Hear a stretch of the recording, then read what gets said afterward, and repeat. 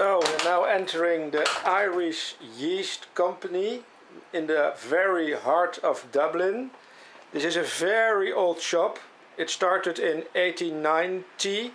I know this because Mr. Moreland told me so, and he is sitting on this chair in the shop. Good afternoon, Mr. Moreland. Hello. Hello. Hello. And I do notice that you have been taking pictures of the shop front. That's right. And that shop front is the best sample of Victorian shop fronts in Dublin. That's interesting. And if you look at the individual carvings of the figures on the shop front, you'll find that each one is different than the other. They are individual wood carvings. Yeah, absolutely. So now you told me that this shop is now more than 100 years old. It's yes, and it's 124 years old. It's incredible. But it's totally changed in that period because you started as a supplier for yeast for the bakery business, right? It started as a bakery supplier. Exactly. And it was completely wholesale up to about 1940 to 45. And from 45 onwards, we began to get into the retail end of the business. And we were running it as both wholesale and retail up to about 1970 or thereabouts. And we phased out the bakery trade around about that time. Exactly. Concentrated on the retail end of the business. The retail end is very interesting because here we see that you still have this packet of yeast for sale, but yes, this is not meant as it used to be for the big industry. That's one of the products that have changed. Originally, yeast was just fresh yeast. It was like butter or margarine, and the present type of dried yeast that we're selling nowadays didn't exist.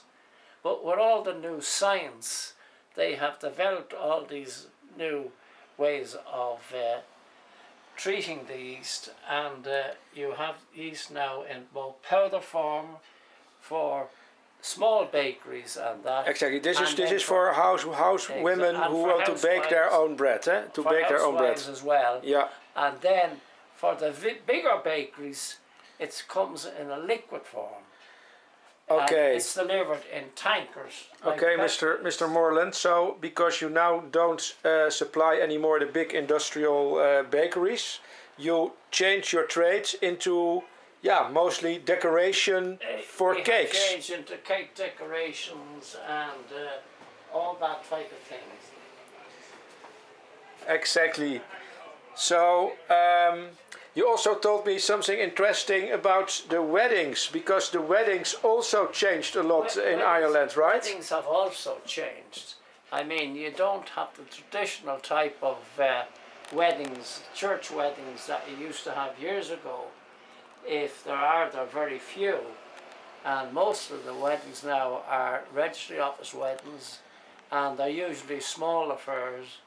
They may be just some of the immediate family and some close friends, and that's all. So maybe like 15 or 20 people, whereas in the old days you had like 100 people. Get 15.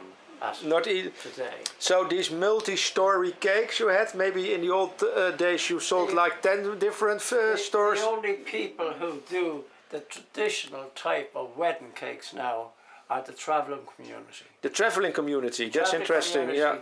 Really go to town, and they do all these traditional wedding cakes, and they have a very, very big affair, and it's they're the only type of people who do that type of thing now. Yeah, and these are all just floors, or what do you call this? Bottoms for cakes. For cakes, for putting cakes on. Floors or bottoms for putting cakes on. You have them in many, many sides, and gold colored and silver colored. Okay, so Yeah, the last thing then I would say, you told me that you now only are at the shop as a hobby for a few hours every morning, yes, right? it's more or less for a hobby now. I'm still running it on a 3-hour basis in the mornings, and it just gives me an interest in something. Okay. So I'm just carrying on for the time being. I can't say a long more and carry it on. Because you're 91 years I'm old. 91 years of age now, and I begin to feel it. Yeah, of course. But in the old days, there used to work how many people in this company? There were 7 people worked here originally. 7 people, yeah. 7 people. That would be in the 60s and the 70s. In the 60s and 70s, there worked. Now I'm going to close this video by filming this beautiful piece in the Irish Times. They wrote about your shop. And then I wish you, I hope you will be in this shop for many more years to come, Mr. Moreland. I hope so. I hope so. Thank you very much. Right.